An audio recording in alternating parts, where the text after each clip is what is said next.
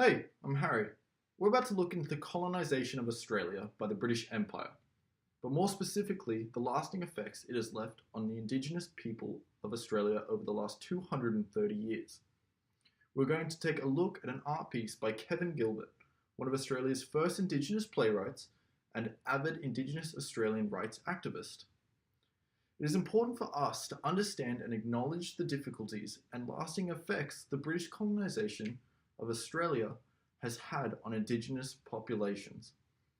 The colonisation of Australia was a seizure of not only land, but of people and their way of life.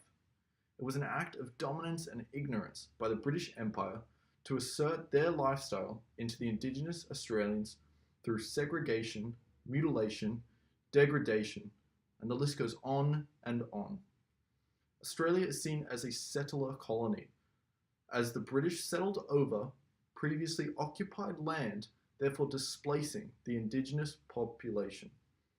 We are still seeing the effects of colonisation today, an example being the 17-year average life expectancy difference between Indigenous and non-Indigenous Australians, which can be greatly attributed to the introduction of unfamiliar disease and sickness by British colonists over 200 years ago.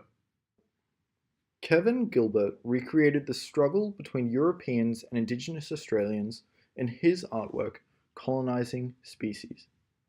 The artwork features two swans in the foreground, with one white swan clutching a lifeless black swan in its mouth. The white swan is a representation of British colonists.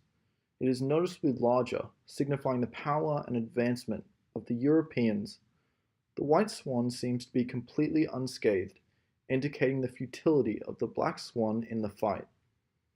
This is a direct link to the way Indigenous Australians would have felt fighting against the much more advanced European forces.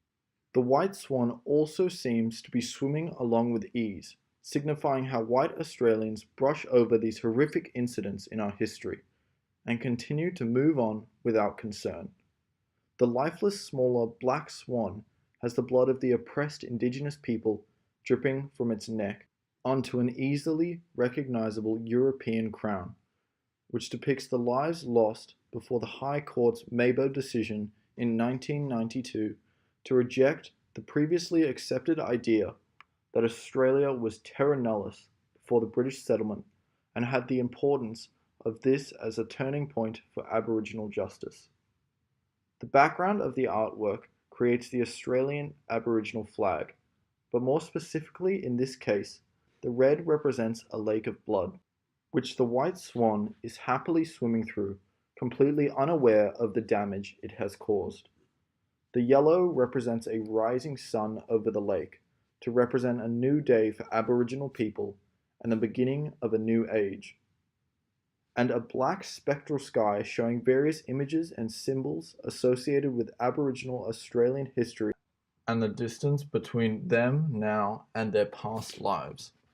As a whole, the artwork shows the impact and destruction the British colonisation has had on Indigenous Australians, and is a celebration of the progress that is now being made to empower Indigenous Australians and respect their history, as well as acknowledging their past.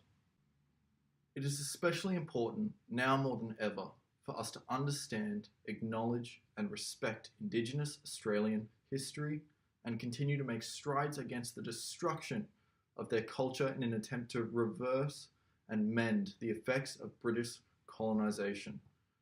I hope you understand the role you now have in preserving Indigenous Australian culture and continue to make decisions that benefit all Australians moving forward.